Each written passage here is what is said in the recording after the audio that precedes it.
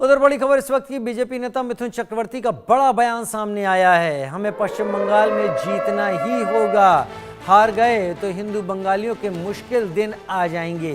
अभी भी 9% हिंदू वोट नहीं देते हैं। टीएमसी जीती तो हिंदू नहीं बच पाएंगे।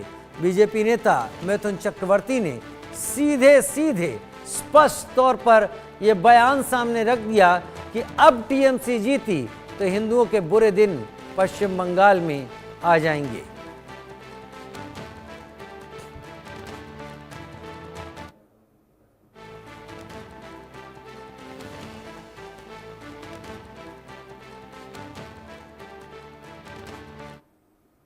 রাজ্যের মানুষের কাছে এটাই বললাম যে 9% হিন্দু এখনো ভোট করে না, তাদের রিকোয়েস্ট করছি ভোট করুন, নইলে আসন্ন নির্বাচনে যদি আমরা জিততে না পারি তাহলে হিন্দু বাঙালি যারা আছে তাদের জন্য খুবই কষ্টের দিন আসবে। সেটা বলতে পারবো না, উনি বলতে পারবেন, হয়তো ওনার অন্য কোনো প্ল্যান থাকতে পারে।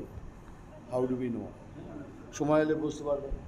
চলো एक ब्रेक।